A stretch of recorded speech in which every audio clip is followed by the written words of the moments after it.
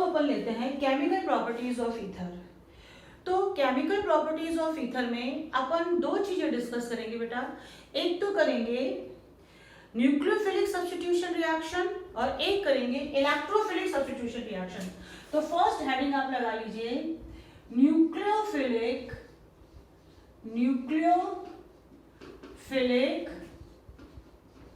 Substitution reaction, यानी कि SN reaction. ठीक है, ये एलिफेटिक ईथर और एरोमेटिक ईथर की मैं आपको बताऊंगी। तो इसमें जो अपनी रिएक्शन, एक ही रिएक्शन है, उस रिएक्शन में आपके ईथर्स जो है वो रिएक्ट करते हैं विद हेलो एसिड्स। ओके, और हेलो एसिड क्या है? ये हो सकते हैं आपके HI, फिर HBr और HCl, और ये उनका रिएक्टिविटी ऑर्डर भी हो गया। ठीक, तो रिएक्टिविटी ऑर्डर भी इनका ये हो गया। फाइन। अब एक मैं जनरल रिएक्शन लिखती हूं, ROR डैश। जब ये रिएक्शन आपके HX के साथ करता है तो यहां पे बेटा दो बातें थोड़ी ध्यान देने वाली हैं। पहली बात तो ये ध्यान देने वाली है कि ethers are very less reactive in nature, कि ईथर जो है बहुत ही कम रिएक्टिव नेचर के होते हैं। तो जब ये इतने कम रिएक्टिव नेचर के होते हैं तो रिएक्शन कैसे शो करते हैं? कौन सी ऐसी कंडीशंस होती हैं जिन पे ये ईथर्स आपके रिएक्शन शो करते हैं? तो ऐसी दो कंडीशंस हैं, ethers show reaction at very high temperature value first, and दूसरा ethers also show reactions in presence of Axe's reagent, in presence of Axe's reagent। जब जो रिएजेंट है वो अगर एक्सेस अमाउंट में है तो भी ये रिएक्शन करते हैं, और जब या बहुत हाई टेम्परेचर हो तब ये रिएक्शन शो करते हैं। तो इस रिएक्शन को मेरे को आपको बताना है। तो देखिए, मुझे यहाँ पे इसको एक्सेस अमाउंट में लेना पड़ेगा तब ये रिएक्शन होगी। तो इस रिएक्शन को समझाने के लिए इसको मैं ऐसे लिखती हूँ, ये ऑक्सीजन के दो लोन पेयर, ये रहा R और ये रहा R डैश। ठीक है बेटा, अब दो यहाँ पर अपन मॉलिक्यूल्स लेंगे क्योंकि एक्सेस में ले रहे हैं हेलो एसिड्स, तो दो मॉलिक्यूल्स लेंगे। एक तो रहा ये आपका हेलो एसिड, दूसरा ये रहा हेलो एसिड। तो अब इनमें रिएक्शन क्या होगी? देखिए, ये एक तो यहां से RH निकल जाएगा और एक ये यहां से R डैश H निकल जाएगा। तो दो मॉलिक्यूल तो आपके हेलो एल्केन के बने, फिर बचा क्या? H2O। तो लिख लीजिए ये क्या बनेगा, एक तो बना RX, दूसरा R dash X with H2O। Okay, तो बस ये थोड़ी आप कंडीशंस यहाँ पे ध्यान रखिएगा और इस तरह से रिएक्शन होगी। अब अपन एक काम करते हैं, इसका थोड़ा मैकेनिज्म भी समझ लेते हैं। तो नेक्स्ट हेडिंग लगाइए आप मैकेनिज्म। इसके अंदर पॉइंट लिखिए कि ethers follow SN2 mechanism with HX। जब ईथर्स आपके HX से रिएक्शन करते हैं तो SN2 मैकेनिज्म को फॉलो करते हैं। अब यहां पे एक बात और ध्यान रखिए कि इफ R और R डैश आपकी 0 डिग्री है 1 डिग्री है, 2 डिग्री है, then the reaction will occur, तब आपके रिएक्शन होगी। और अगर आपके इफ R और R डैश आपके टर्शरी है, then reaction will not occur, तब आपकी रिएक्शन नहीं होगी। तो इस मैकेनिज्म में अपन ध्यान रखेंगे पहली बात कि ये जो मैकेनिज्म है इस वाले रिएक्शन का, when your ethers are reacting with halo acids, so this reaction follow your SN2 mechanism.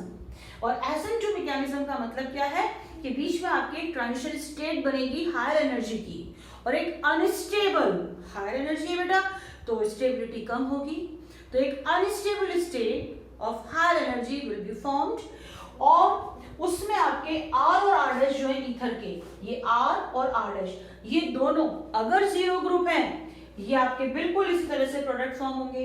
अगर प्राइमरी है 0 डिग्री है, 0 डिग्री, अगर 1 डिग्री है यानी कि प्राइमरी है, 2 डिग्री यानी कि सेकेंडरी है, तो आपके बिल्कुल इसी तरह से प्रोडक्ट बनेंगे, अदरवाइज प्रोडक्ट आपके डिफरेंट होगा। तो in this case product will be different, okay, from 0 degree, 1 degree or 2 degree, from 0 degree, 1 degree, 2 degree, R और R dash case। तो ये ध्यान रखिएगा। चलिए अब अपन इसका मैकेनिज्म करते हैं। तो मैकेनिज्म में फर्स्ट स्टेप, जैसा कि मैंने आपको कहा कि ये आपके SN2 मैकेनिज्म को फॉलो कर रहे हैं, यानी कि बाइमॉलिक्यूलर न्यूक्लियोफिलिक सब्स्टिट्यूशन रिएक्शन। ठीक, तो इसमें मैं आपके एग्जांपल लेती हूँ CH3O, CH2 एंड CH3 का। अब ये आपकी रिएक्शन करेगा विद H+, और सब ये H+ कहाँ से आया, हेलो एसिड से, ये जो कि आपके एसिड है, तो H+ और X- की फॉर्म में रहते हैं।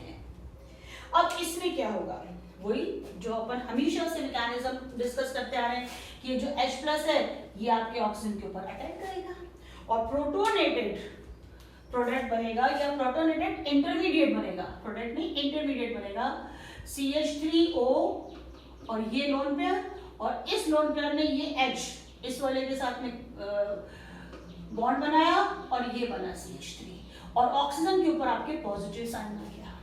ठीक, अब ये रिएक्शन करेगा आपके X- के साथ में, तो X- जो है आपके इसके साथ में भी रिएक्शन कर सकता है, इसके साथ में भी रिएक्शन कर सकता है। तो ये किसके साथ रिएक्शन करेगा, ये सेलेक्ट करेगा लेस हिंडर्ड को, लेस हिंडर्ड ग्रुप को ये सेलेक्ट करेगा, यानी कि ये जाएगा CH3 के पास में।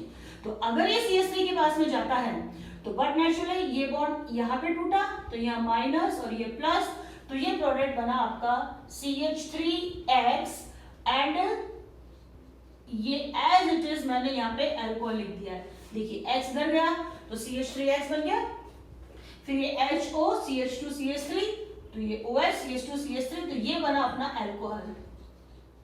फाइन, अब देखिए यहाँ पे हमारे दो मॉलिक्यूल्स लगते हैं HX के, मैंने अभी एक ही मॉलिक्यूल लिया है, यानी कि रिएक्शन आगे भी चलेगी।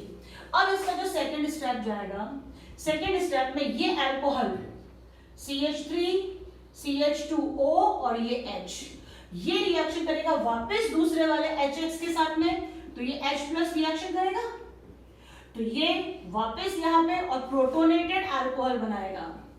फाइन, तो ये बना CH3 CH2O, ये H और ये H with the positive sign. अब देखिए यहाँ पर ये H2O आराम से निकलेगा, हर जगह ये आपके H2O आराम से निकलता है, ये बहुत शानदार लिविंग ग्रुप बन गया आपके। तो ये माइनस H2O करता है और ये क्या होगा, ये यहाँ प्लस लग जाएगा और यहाँ फिर X- फ्रेम में आएगा और X- इससे रिएक्शन करके आपके कंपाउंड बनाएगा CH3 CH2 और X। तो अपने प्रोडक्ट कौन कौन से बने साहब, एक तो ये बन गया, एक ये H2O निकल गया और एक ये हो गया, बिल्कुल RX बना था तो और अगर आप CH3 को मानिए तो ये CH3X ये बन गया। फिर एक R' बना था, R' आप इसको मानिए तो ये CH3 CH2X बन गया विद H2O, ये रहा साहब आपका H2O। ओके, अब इसके बाद में मैं आपको एक चीज और बताना चाहती हूं कि ये तो आपकी रिएक्शन हो जाएगी अगर 0 डिग्री R है या प्राइमरी R है। अगर बेटा यहाँ पे प्राइमरी और सेकेंडरी होता तब भी ये रिएक्शन इसी तरह से हो जाती, ये मैकेनिज्म फॉलो होके। मगर अगर मैं टर्शरी ले लूं, जैसे यहाँ पे साफ लिख रखा है कि अगर टर्शरी है तो ये रिएक्शन में ये प्रोडक्ट नहीं बनेंगे, दूसरे प्रोडक्ट बनेंगे। ओके, तो एक बार मैं टर्शरी वाली रिएक्शन पे आपको बता देती हूँ कि वो रिएक्शन क्या होगी। कि जैसे मैंने लिया CH3C, ये CH3O एंड CH3 टर्शरी वाली। तो एक काम करते हैं, इनको नंबर दे देते हैं अपन कि जैसे ये मैं A रिएक्शन ले लूं तो ये हो गई मेरी B रिएक्शन। अब जब ये आपके HX के साथ में रिएक्शन करेगा तो पहली बात है कि ये SN1 मैकेनिज्म को फॉलो करेगा साहब, यूनिमॉलिक्यूलर न्यूक्लियोफिलिक सब्स्टिट्यूशन रिएक्शन। अब जब ये SN1 को फॉलो करेगा तो कार्बोनियम आयन बनेगा। तो अगर मैं आपके यहां से इसको तोड़ती हूं तो प्लस यहां ये प्राइमरी कार्बोनियम आयन बना, और अगर मैं इसको यहां से तोड़ूं तो प्लस यहां बेटा ये टर्शरी कार्बोनियम आयन बना, तो ये वाला बॉन्ड आपके ज्यादा स्टेबल होगा। तो एक बार करते हैं, अपन इन दोनों बॉन्ड्स को तोड़ते हैं। तो जैसे पहले मैंने यहाँ पे ये वाला बॉन्ड तोड़ा तो ये मेरा क्या बना, CH3C CH3O के साथ minus and CH3 with plus. अब यहाँ पे नीचे मैं इसके साथ भी लिख देती हूँ कि अगर मैंने ये वाला तोड़ा, हाँ ये नहीं, अगर मैंने ये वाला तोड़ा तो ये क्या बना, CH3C CH3 plus and O with the negative sign CH3। तो ये आपका टर्शरी कार्बोनियम आयन है, ज्यादा stable, this is more stable. तो ये जो है आपकी रिएक्शन को आगे बढ़ाएगा। तो इसकी रिएक्शन अपन आगे बढ़ाएं। अब देखो ये तो है प्लस, ये है माइनस। अब ये रिएक्शन किससे करेगा, H प्लस और X माइनस से। तो बेटा H प्लस कहाँ जा रहा है, यहाँ जा रहा है, और X माइनस कहाँ जा रहा है, यहाँ जा रहा है। तो ये प्रोडक्ट बनाएगा आपका CH3C CH3X प्लस ये बन गया methyl alcohol CH3 and OH। तो इसमें प्रोडक्ट अलग बने बेटा, बिल्कुल, कि यहाँ पे दो एल्काइल हैलाइड नहीं बने हैं, एक एल्काइल हैलाइड बना है और एक आपके मिथाइल अल्कोहल बना है।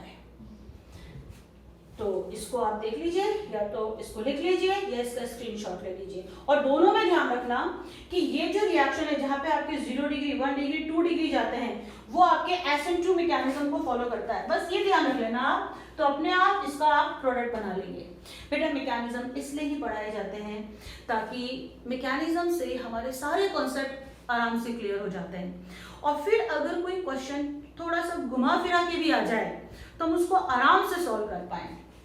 तो ध्यान रखिएगा, प्राइमरी 0 डिग्री प्राइमरी सेकेंडरी के साथ में SN2 मैकेनिज्म फॉलो होगा, और जो टर्शरी है इसके साथ में आपका SN1 मैकेनिज्म फॉलो होगा। कार्बोनियम आयन इसमें बनेगा, ट्रांजिशन स्टेट इसमें। भाई हमें पता है ट्रांजिशन स्टेट बेटा कब बनती है, जब आपके स्टेरिक हिंड्रेंस कम होता है, जब क्राउड कम होता है। और SN1 कार्बोनियम आयन कब बनता है, जब टर्शरी वाला आपके ज्यादा स्टेबल होगा, क्राउड ज्यादा होगा, स्टेरिक हिंड्रेंस ज्यादा होगी। ठीक, तो ये इसको उतार लीजिए या इसका स्क्रीनशॉट ले लीजिए, फिर अपन आगे चलते हैं।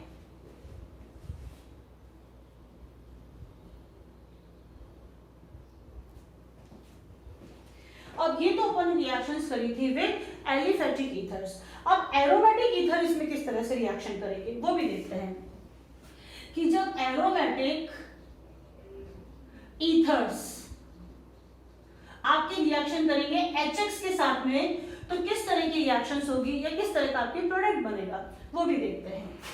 ओके, एरोमेटिक ईथर में मैं आपके लेती हूं एनिसोल। ये देखिए, ये लिया मैंने आपके जैसे O CH3 ये 2, ये है बेटा अपना एनीसॉल।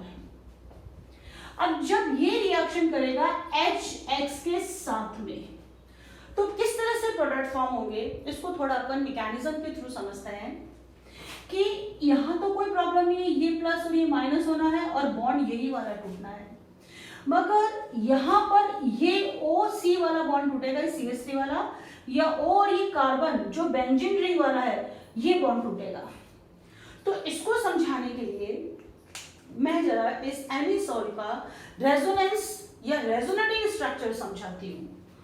ये देखिए, हम क्या करेंगे, हम इसके रेजोनेटिंग स्ट्रक्चर्स बनाएंगे एनीसॉल के और देखेंगे कि भाई ये दोनों बॉन्ड सेम हैं या अलग अलग नेचर के हैं।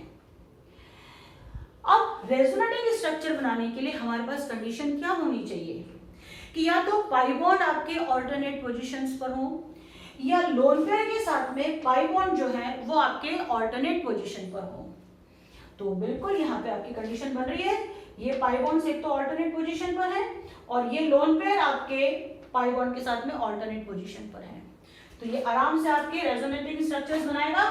तो देखिए, ये लोन पेयर ने यहाँ पर आकर के आपके एक पाई बॉन्ड बनाया, तो इस कार्बन के 5 इलेक्ट्रॉन्स हो गए, सॉरी 5 बॉन्ड्स हो गए, तो ये वाला बॉन्ड कार्बन ने यहाँ पे तोड़ दिया। तो इसका रेजोनेटिंग स्ट्रक्चर नेक्स्ट वाला क्या बना साहब, ये वाला बना कि ये बॉन्ड तो यहाँ टूट गया तो यहाँ नेगेटिव साइन आ गया, यहाँ डबल बॉन्ड डेवलप हो गया, ये OCH3, ऑक्सीजन के पास में एक ही लोन पेयर बचा तो इसने पॉजिटिव साइन कैरी कर लिया। इन दोनों बॉन्ड्स में कोई चेंजेस नहीं हुए तो ये एज इट इज अपनी पोजीशन पर है। ओके, अब इस नेगेटिव चार्ज का क्या मतलब है, इस नेगेटिव चार्ज का मतलब क्या है बेटा कि यहाँ पे ये जो एक बॉन्ड यानी कि 2 इलेक्ट्रॉन्स थे वो यहाँ पड़े हुए हैं, ये यहाँ पड़े हुए हैं, यानी कि ये लोन पेयर है। फिर अब ये लोन पेयर इस पाई बॉन्ड के साथ में भी तो कंजुगेशन में है, क्योंकि लोन पेयर कोई लोन पेयर नहीं, पाई बॉन्ड नहीं, फिर यहाँ पे पाई बॉन्ड आ गया, तो ये फिर वापस आपके रेजोनेटिंग स्ट्रक्चर बनाने की कोशिश करेगा। तो ये लोन पेयर फिर ये यहाँ पे पाई बॉन्ड बनाएगा, तो इस कार्बन के पास में वापस फिर 5 बॉन्ड हो जाएंगे, तो कार्बन क्या करेगा, इसको यहाँ पर तोड़ देगा, दूसरे वाले के साइड में तोड़ देगा, वो तो सेटिस्फाइड हो गया, उसके पास तो 8 इलेक्ट्रॉन्स हो गए, किसके पास, अब इस वाले कार्बन के पास तो हो गए, क्योंकि इसने यहाँ पर आपके क्या किए, 5 ये लोन पेयर को पाई बॉन्ड में कन्वर्ट कर दिया। मगर इसके पास में आपके 5 बॉन्ड हो गए, तो इसने क्या करा, ये जो आपके बॉन्ड था इसको यहाँ पे तोड़ दिया, तो इसके तो 4 बॉन्ड हो गए वापस, और यहाँ पे ये लोन पेयर की तरह आपके स्टेबल हो जाएगा। अब देखिए इसका नेक्स्ट स्ट्रक्चर क्या बना, नेक्स्ट स्ट्रक्चर इसका बना, ये देखिए, ये तो पूरा का पूरा ग्रुप एज इट इज रहेगा क्योंकि इसमें कोई चेंजेस नहीं हुए। ये जो आपके नेगेटिव चार्ज था इसने यहाँ पे पाई बॉन्ड बनाया, ये बना लिया पाई बॉन्ड, अब ये पाई बॉन्ड यहाँ टूटा तो ये नेगेटिव साइन आ गया, अब ये वाला तो एज इट इज है, बिल्कुल नहीं छोड़ा गया इसको। अब आगे चलते हैं कि फिर ये जो आपके है नेगेटिव साइन, इसका क्या मतलब है, इसका मतलब है कि यहाँ पे आपके एक लोन पेयर बैठा हुआ है, फिर ये लोन पेयर इस पाई बॉन्ड के साथ कॉन्जुगेशन में है, तो ये फिर यहाँ पे पाई बॉन्ड डेवलप करेगा, तो कार्बन इस वाले पाई बॉन्ड को यहाँ तोड़ देगा और इसका नेक्स्ट रेजोनेटिंग स्ट्रक्चर बन जाएगा। नेक्स्ट रेजोनेटिंग स्ट्रक्चर बनेगा आपके ये रहा कि ये तो एज इट इज रहा, इसमें कोई चेंजेस नहीं है, अब इसमें भी कोई चेंज नहीं था, ये आपके इधर शिफ्ट हुआ तो ये यहाँ पे नेगेटिव साइन डेवलप हो गया। अब उसके बाद में वापस अपन नेक्स्ट देख लें तो यहाँ पे लोन पेयर है, अब ये लोन पेयर वापस यहाँ पाई बॉन्ड बनाएगा, तो ये पाई बॉन्ड वापस यहाँ टूट करके in the form of lone pair convert हो जाएगा। तो इसका जो नेक्स्ट आपके रेजोनेटिंग स्ट्रक्चर आया वो आया बेटा कुछ ऐसा कि ये एज इट इज, ये एज इट इज, अब यहाँ पे आपके पाई बॉन्ड बन गया, ये वापस सिंगल बॉन्ड आ गया और ये आ गया CH3। तो ये सारे के सारे आपके इस एनीसॉल के रेजोनेटिंग स्ट्रक्चर हैं, ठीक है, ये आपने कई बार बनाया बेटा। अब इन सब का एक रिजल्टेंट स्ट्रक्चर में बनाऊं, तो देखें रिजल्टेंट स्ट्रक्चर अपन बनाते हैं। देखिए इन सब का रिजल्टेंट बना रही हूं मैं, ध्यान से देखिएगा, इन सब में ये बेंजीन रिंग तो कॉमन है बेटा, अपन 1 2 3 इन 3 की बात कर रहे हैं, तो इन सब में बेंजीन रिंग कॉमन है, ये रही सब बेंजीन रिंग, और कॉमन क्या है, ये वाले ग्रुप सबके अंदर कॉमन है, तो ये double bond O with one lone pair CH3 and positive sign. अब क्या करूं, इन तीनों को एक में कैसे कन्वर्ट करूं, एक में ऐसे कन्वर्ट करूं कि जो मेरा नेगेटिव साइन है ना वो यहां से यहां बीच में घूम रहा है, तो यहां मैंने बीच में नेगेटिव साइन लिया जो मेरे यहां से यहां घूम रहा है। ठीक है, ये हो गया इसका रिजल्टेंट, इन तीनों का जो मिक्स है वो रेजोनेटिंग स्ट्रक्चर। अब देखिए हम इसको क्यों पढ़ रहे थे, हम इसको इसलिए पढ़ रहे थे कि हम ये देखना चाह रहे थे कि ये वाला बॉन्ड टूटेगा कि ये वाला बॉन्ड टूटेगा जब आपके इस HX का अटैक होगा। तो सिंपल सी बात है, ऑक्सीजन और इस CH3 के बीच में है सिंगल बॉन्ड, और ऑक्सीजन और ये जो कार्बन है आपका एरोमेटिक, इसके बीच में है पार्शियल डबल बॉन्ड, क्योंकि यहाँ पे डबल बॉन्ड नहीं है, यहाँ डबल बॉन्ड नहीं है, मगर इन तीनों में आपके ये डबल बॉन्ड आ रहा है, तो ये यहाँ पे क्या इसकी लेबलिंग हो गई, this is partial double bond. Okay, अब सिंपल सी बात है, एक छोटी सी बात मैं आपको समझाती हूं कि ये तो रहा सिंगल बॉन्ड और ये रहा डबल बॉन्ड, तो दोनों को मुझे तोड़ना है, तो दिखती सी बात है सिंगल बॉन्ड को तोड़ने में मुझे एनर्जी कम चाहिए कंपैरेटिवली डबल बॉन्ड को तोड़ने में, तो कम एनर्जी जिसमें लगती है वही आपके रिएक्शन को आगे बढ़ाता है, तो हमारा बॉन्ड कौन सा टूटेगा साहब, ये वाला टूटेगा, ये वाला नहीं टूट सकता। यही क्वेश्चन आता है, ये भी क्वेश्चन आता है कि ये अभी अपन आगे बढ़ते हैं और करते हैं इसको, एक एग्जांपल के थ्रू बताऊंगी मैं कि अब बॉन्ड तो ये टूटा, जब ये टूटा तो बट नेचुरल है ये दोनों इलेक्ट्रॉन्स इधर शिफ्ट होंगे और यहाँ नेगेटिव और यहाँ पॉजिटिव साइन आएगा, तो जहां पॉजिटिव है ये तो आ जाएगा इसके पास, और जहां नेगेटिव है हाइड्रोजन चला जाएगा वहां, और हमारा प्रोडक्ट क्या बनेगा, हमारा प्रोडक्ट बनेगा ये bond as it is, oxygen के साथ H, ये फिनोल बनाने का आपके प्रोसेस है, CH3 और X बना। हम कभी भी ऑक्सीजन और ये जो कार्बन है बेंजीन रिंग वाला इसको नहीं तोड़ेंगे, क्यों नहीं तोड़ेंगे, ये रहा रीजन। तो अब इसका उसने क्वेश्चन पूछा कि व्हेन एनी सोल, अपन क्वेश्चन लिखें या देखते हैं दोनों में से कौन सा कोई और तरीके से अपन क्वेश्चन सॉल्व करते हैं। जैसे वो क्वेश्चन है कि ये आपके एनिसोल है जो रिएक्शन कर रहा है HX के साथ में, अब वो कह रहा है which one is correct answer, तो एक में तो वो बना रहा है आपके कुछ इस तरह से O and H with CH3X, और दूसरे में वो बना रहा है आपके यहां उसने X लगा दिया और इसको पूरे को निकाल दिया, तो CH3 and OH। अब पूछ रहा है दोनों में से कौन सा सही है, ये वाला प्रोडक्ट बनेगा कि ये वाला प्रोडक्ट बनेगा। अब इसमें देखिए इस वाले प्रोडक्ट में हमने कौन सा बॉन्ड तोड़ा है, ये वाला बॉन्ड तोड़ा है इस वाले प्रोडक्ट में, और इस वाले प्रोडक्ट में बेटा हमने ये वाला बॉन्ड तोड़ दिया है इस वाले में, तो ये नहीं बनेगा क्योंकि ये वाला बॉन्ड हमारा नहीं टूट सकता। और अगर इसको आपको लैंग्वेज में भी लिखना हो तो हम लिख सकते हैं कि oxygen and alkyl group bond is a single bond which can be broken down so easily because its bond dissociation enthalpy is very less as compared to the bond present between oxygen and carbon of benzene ring, because this bond is partial double bond due to the resonance present in your anisole. So bond dissociation enthalpy of partial double bond is more than the single bond. Okay? अब एक और question करते हैं, एक मैं आपको और question कराती हूँ इसके ऊपर। सिंपल सा क्वेश्चन है कि ये तो देखिए मैंने आपको एलिफेटिक और एरोमेटिक में जब ये HX के साथ में रिएक्शन होगी वो बताया। अब अगर कुछ ऐसा आ जाए जो हमने नहीं किया तब आप कैसे उसको सॉल्व करोगे। जैसे फर्स्ट क्वेश्चन आया अपने पास कि right the products of following reactions. जो नीचे रिएक्शंस दे रखी है उनके आपको प्रोडक्ट्स लिखने हैं। पहला आया CH3O CH2 and CH3 plus HBr, product लिखिए साहब।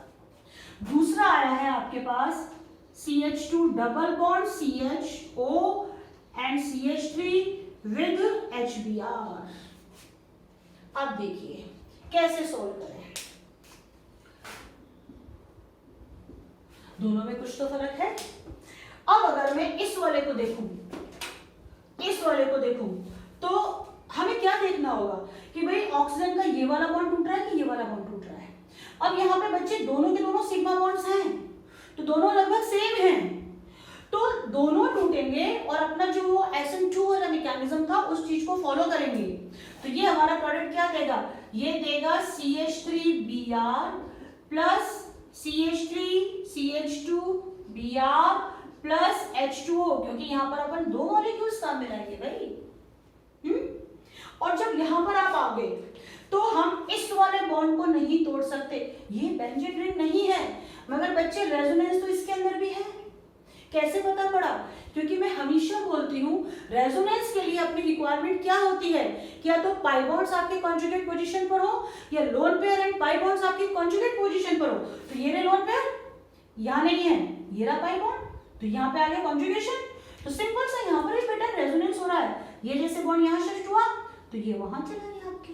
तो यहाँ पे इस वाले बॉन्ड को तोड़ना इम्पॉसिबल है, तो बॉन्ड यही वाला टूटेगा और आपके प्रोडक्ट क्या बनेगा, ये तो जाएगा माइनस के साथ, ये जाएगा प्लस के साथ, ये प्लस और माइनस, तो ये बना आपका CH2 double bond CH and OH, क्योंकि H प्लस उधर गया, और ये बना आपका CH3 एंड Br।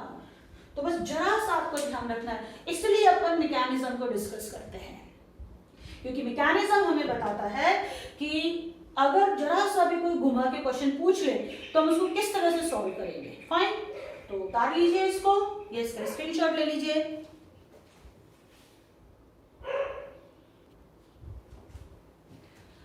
अब अपन इस केमिकल प्रॉपर्टीज का नेक्स्ट पार्ट लेते हैं, इलेक्ट्रोफिलिक सब्स्टिट्यूशन रिएक्शन।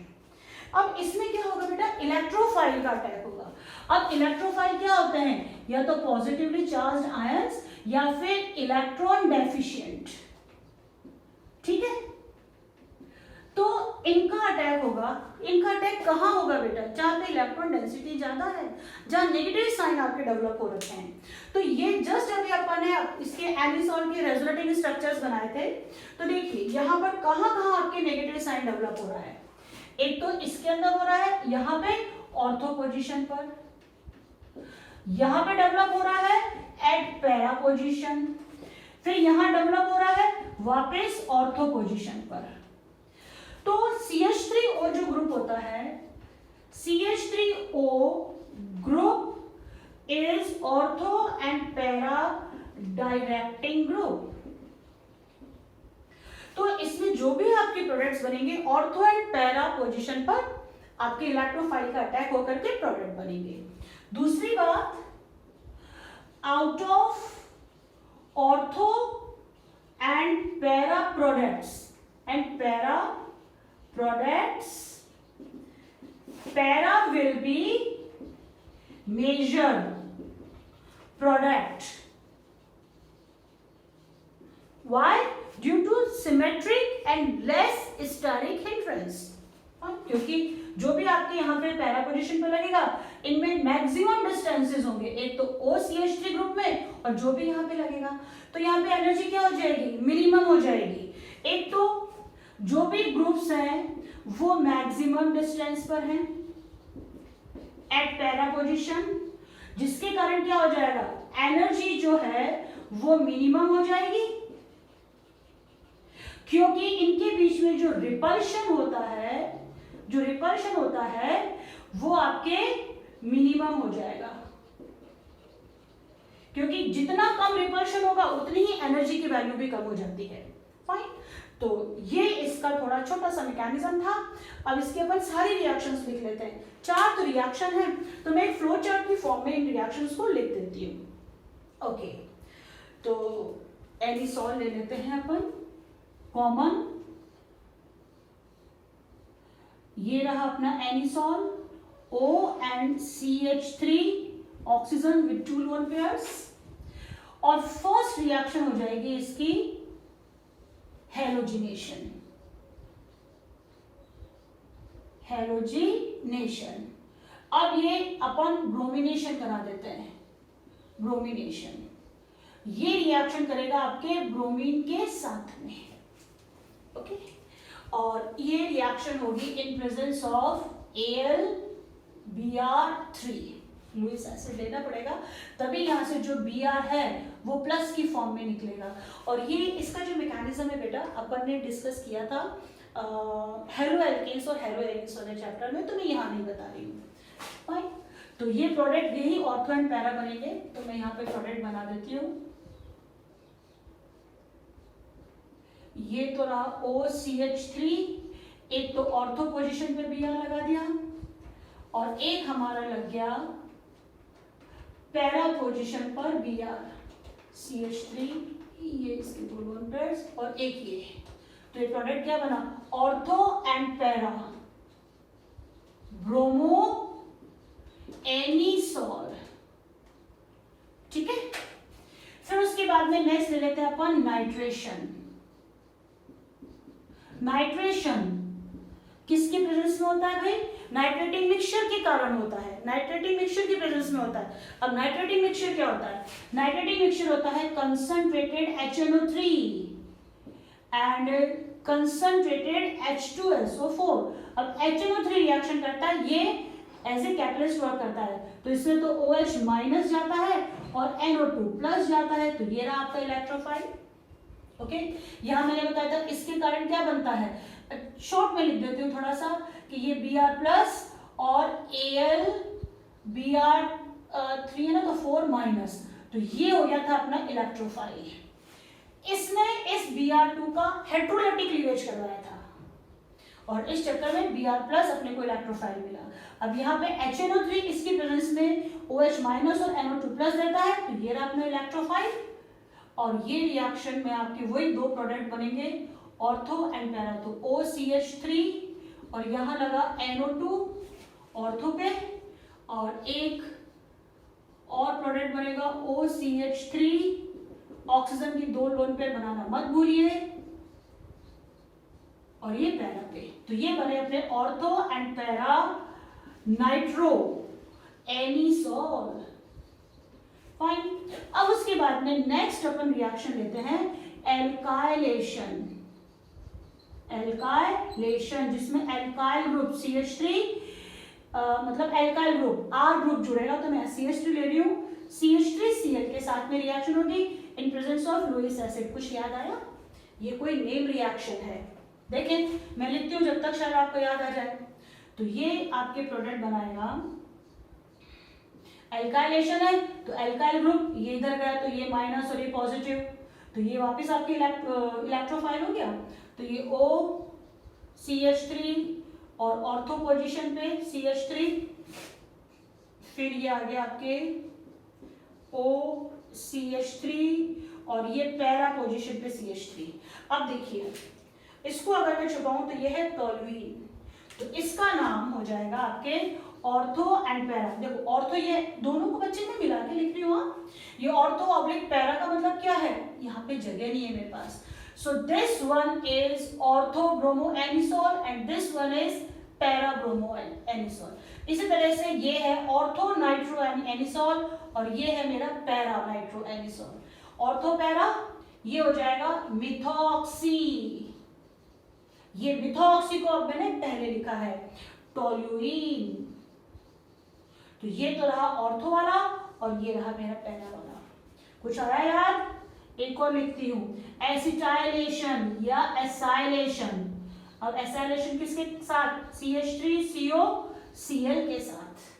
अब ये कैसा है, CH3C डबल बॉन्ड O यहाँ है तो यहाँ माइनस और यहाँ प्लस, बॉन्ड यही टूटेगा, तो ये कंपाउंड बने साहब आपके इस तरह से OCH3 2 लोन पेयर्स और एक यहाँ COCH3 और एक पैरा पोजीशन पे लगा देते हैं, OCH3 2 lone pairs and CO CH3। अब इसका नाम क्या हो गया, ये हो गया बेटा ऑर्थो एंड पैरा मिथॉक्सी। अब ये मिथॉक्सी निकाला, ये हो जाता है बेटा एसिटोफिनोन, तो एसिटोफिनोन। ओके, अब ये रहा ऑर्थो वाला, ये रहा पैरा वाला। अब कुछ याद आया कि ये जो दो लास्ट की रिएक्शंस हैं, ये दो रिएक्शंस क्या हैं, these are name reactions, Friedel Crafts reaction. तो लिख लीजिए these are Friedel Crafts reactions, ये नेम रिएक्शंस। अब यहाँ पे ये वाला आपके मेजर प्रोडक्ट है, दिस इज मेजर प्रोडक्ट, यहाँ पे ये पैरा वाला मेजर प्रोडक्ट है, हर एक में आपका पैरा वाला मेजर प्रोडक्ट होगा। This is also major product and here this is also your major product. तो यहां अपन ने खत्म कर लिया आपके ईथर के साथ में ये अल्कोहल, फिनॉल और ईथर वाला चैप्टर पूरा कंप्लीट। अब एक इसका लेक्चर और बनेगा इस चैप्टर का, जिसमें नेक्स्ट लेक्चर में मैं आपको इसके एक्सरसाइज के एनसीईआरटी एक्सरसाइज के कुछ इंपॉर्टेंट क्वेश्चंस करवाऊंगी, स्पेशली कन्वर्जन, है ना। और कुछ टेस्ट वाले होते हैं, प्राइमरी सेकेंडरी टर्शियरी अल्कोहल को आइडेंटिफाई करना, अल्कोहल को फिनॉल को आइडेंटिफाई करना, ये जो टेस्ट वाले होते हैं वो या डिस्टिंग्विश करने वाले होते हैं, वो क्वेश्चंस करवाऊंगी। और उसी लेक्चर में मैं आपको लास्ट 5 ईयर्स के सीबीएसई बोर्ड के क्वेश्चन पेपर्स भी सॉल्व करवा दूंगी। उन क्वेश्चन पेपर्स में इस चैप्टर के जितने भी क्वेश्चन है बेटा, वो सारे अपन सॉल्व कर लेंगे, ठीक है। तो बस इसको आप उतार लीजिए या इसका स्क्रीनशॉट ले लीजिए। Thank you.